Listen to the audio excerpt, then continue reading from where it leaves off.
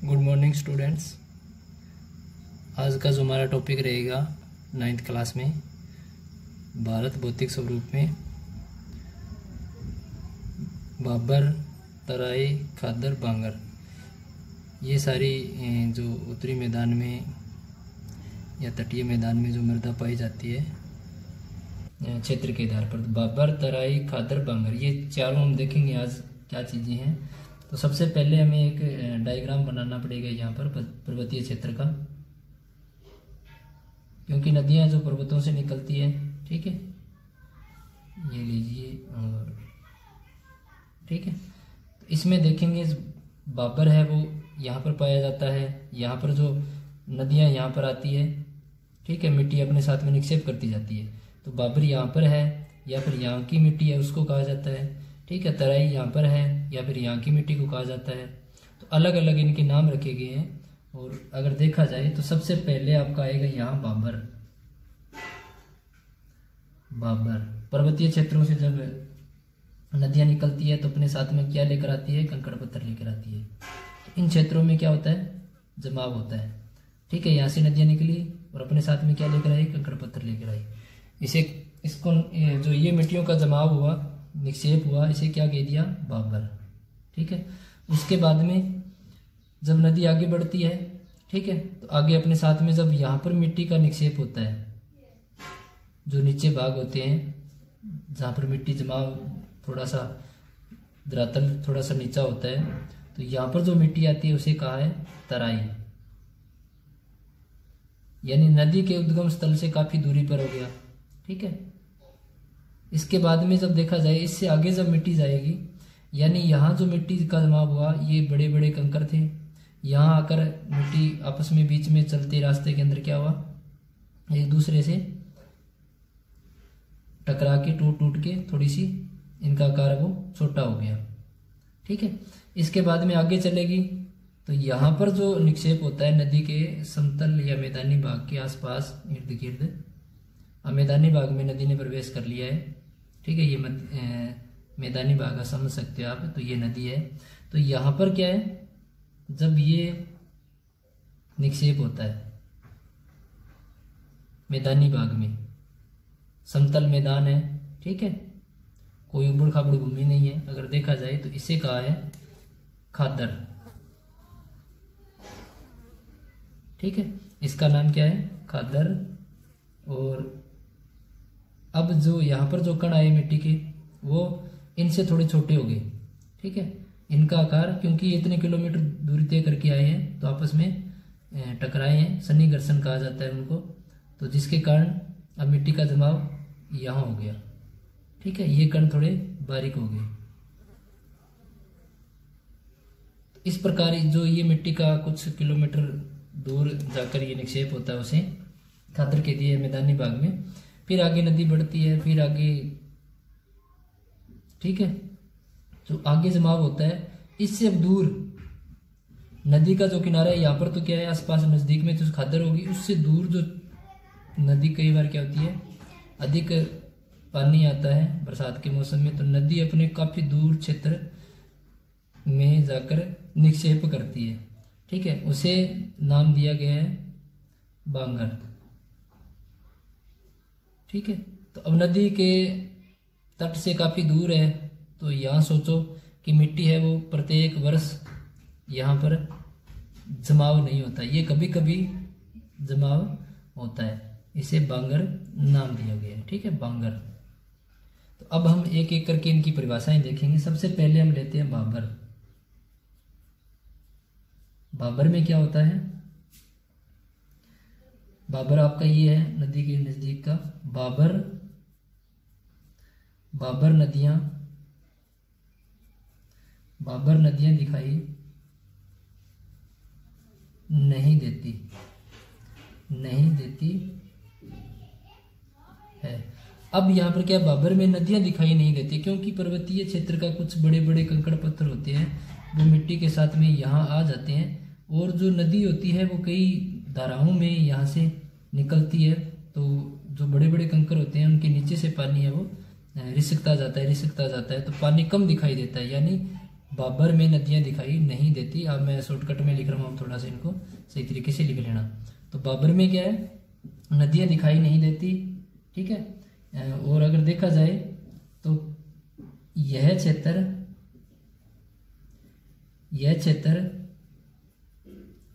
कृषि योग्य नहीं होते। अब बड़े बड़े मिट्टी के कंकड़ है, पत्थर है, तो वहाँ कृषि फसल कैसे हो जाएगी, क्योंकि एक तो कृषि फसल को बोना भी बड़ा मुश्किल है, दूसरी यहाँ जो नमी है वो काफ़ी इन क्षेत्रों में मिट्टी लंबे समय तक नहीं रख पाती, तो जिसके कारण यहाँ जो पौधों की जड़ें हैं वो उखड़ जाएगी। तो इसलिए यहाँ कृषि करना संभव नहीं है। इसके बाद में देखा जाए तो इन क्षेत्रों में क्या पाई जाती है सबसे अधिक, वनस्पति। तो इन क्षेत्रों में वनस्पति अधिक पाई जाती है। अब बड़े बड़े जो पेड़ पौधे होते हैं अधिक पाई जाती है। अब जो पेड़ पौधे हैं वो आपको यहाँ पर भरपूर मिलेंगे, क्योंकि यहाँ जो पानी है वो धरातलीय भाग के जो कंकड़ पत्थर है इनके अंदर से रिसक रहा है। तो यहाँ पेड़ पौधे हैं उनकी जड़ें काफ़ी गहराई में जाती है, तो गहराई जो जड़ें जाती है जिन पेड़ पौधों की वो यहाँ पर मौजूद काफ़ी मात्रा में मिल जाते हैं। तो जो उद्गम नदी का उद्गम स्थल है वहाँ पर क्या है, ये बाबर नाम की मृदा है, ये पाई जाती है, ठीक है। अब नंबर 2 पर हमने क्या रखा है, तराई। नंबर 2 पर तराई में क्या है, देखते हैं इसकी विशेषता। तराई कुछ नदी से दूर का क्षेत्र पर जब मिट्टियों का निक्षेप होता है तो उसे तराई कहा जाता है। तराई में क्या होता है,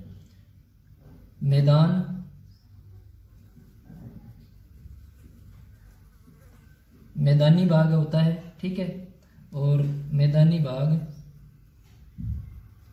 होता है। अब मैदान पूरा समतल नहीं होता, उबड़ खाबड़ मैदान होता है, कहीं मैदान आ गया कहीं खड्डे आ गए, तो इस प्रकार जो पाया जाता है उसे मैदान कहा दिया है। तो मैदानी भाग या मैदान भाग होता है, ठीक है। और अगर देखा जाए तो दलदली भाग भी तराई होता है, ठीक है। और यहाँ पर क्या होता है, पुण्य नदियां हैं वो प्रकट होती है। अब नदियां यहाँ तराई क्षेत्र में नदियां दिखाई देना शुरू हो जाती है, क्योंकि यहाँ जो बड़े बड़े कंकर पत्थर थे वो रास्ते में आए, शनि घर्षण हुआ, आपस में टकराए और टूट के थोड़े छोटे हो गए। तो यहाँ पर नदियां वो जो जमाव हुआ है उसके ऊपर से बह रही है, दिखाई देने शुरू होगी। तो ये लगभग अगर देखा जाए तो मैदानी भाग होता है, दलदली भाग भी होता है क्योंकि दलदल ज़्यादा होती है यहाँ पर। और उसके बाद में देखा जाए तो नदियां हैं वो पुनः यहाँ पर हमें दिखाई देना प्रारंभ हो जाती है, तो इसे तराई कहा जाता है। नंबर 3 पर क्या है, खादर।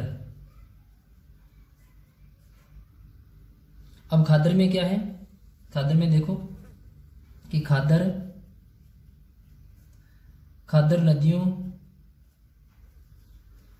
नदियों के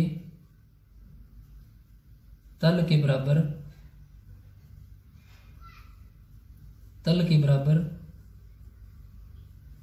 स्थित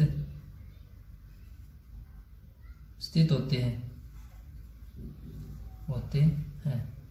ये अगर देखा जाए तो नदियों का जो तल होता है, मान लीजिए ये नदी है और इसका जो ये तली है इसके बराबर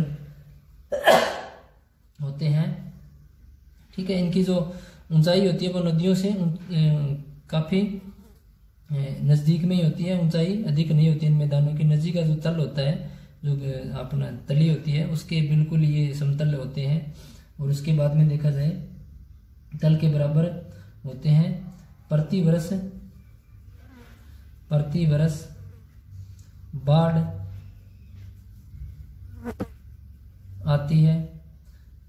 बाढ़ आती है और नवीन जलोढ़ मृदा पाई जाती है। अब इनकी खादर की विशेषता क्या है, नदियां होती है उनका तल होता है ना, उनके बराबर ये मैदान होते हैं। तो यहाँ पर क्या है, बाढ़ आती रहती है, बाढ़ यानी पानी टूटकर इन क्षेत्रों में फैल जाता है। पानी फैलता है तो क्या है, यहाँ पर जो पानी के साथ में जो मिट्टी है वो जमाव होता रहता है, ठीक है। तो जमाव होता है तो प्रति वर्ष कब, जब मौसम हमारा मानसूनी बरसाती मौसम होता है तो पानी आएगा पानी आएगा तो वहाँ मिट्टी लेकर आएगा साथ में और जमाव होता रहेगा।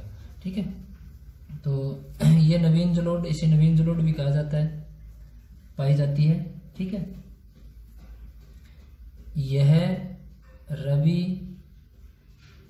रबी फसल के लिए, एक होता है खरीफ, एक होता है रबी, एक होता है जायद।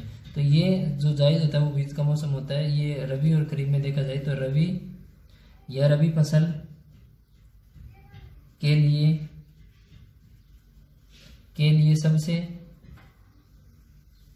सबसे अधिक उपजाऊ होता है। ठीक है, तो इसमें जो विशेषता होती है वो सबसे बड़ी विशेषता रबी फसल के लिए होती है। और एक इसकी जो विशेषता है, ये नवीन जलोढ़ इस मैदान में या खादर मिट्टी को कहा जाता है। इसके बाद में हम देखें 4 नंबर पर, तो हमारा आता है बांगर, लास्ट में सबसे। बांगर क्या होता है? बांगर नदियों के तल से ऊंचाई पर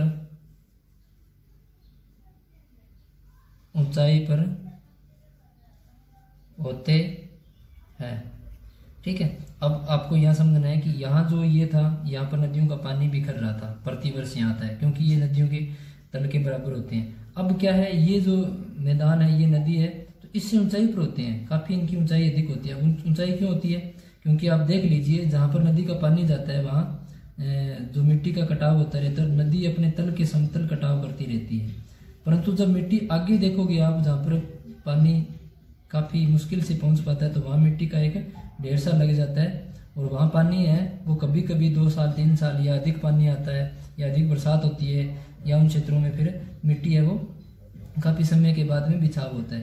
तो इनकी थोड़ी सी ऊंचाई ज्यादा होती है, जिसके कारण प्रतिवर्ष यहाँ मिट्टी का बिछाव नहीं होता। तो ये नदी से काफी दूर पर होते हैं, यानी दूरी पर होते हैं, जिसके कारण इनकी ऊंचाई भी बढ़ जाती है और इनमें मिट्टी का ऊंचाई पर होते हैं। ठीक है,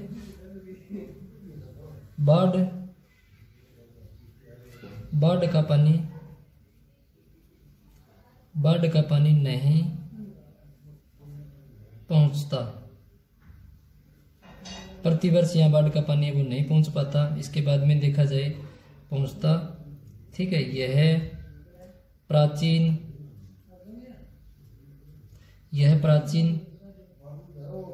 जलोढ़, ठीक है, यह प्राचीन जलोढ़ होते हैं, यह प्राचीन जलोढ़ है वो यहाँ पर पाई जाती है। यहाँ फसल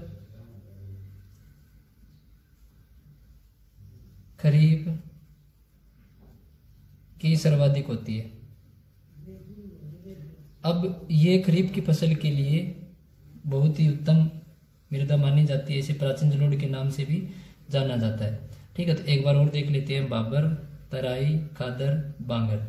बाबर नदियों के उद्गम स्थल के नजदीकी जो मिट्टी का जमाव होता है, कुछ किलोमीटरों के बाद में जब ये आगे चलते हैं, आगे बढ़ते हैं जलोढ़, तो आपस में टकराते हैं, सन्नी घर्षण होता है, और जो आगे मिट्टी का जमाव होगा उसे तराई कहा गया है।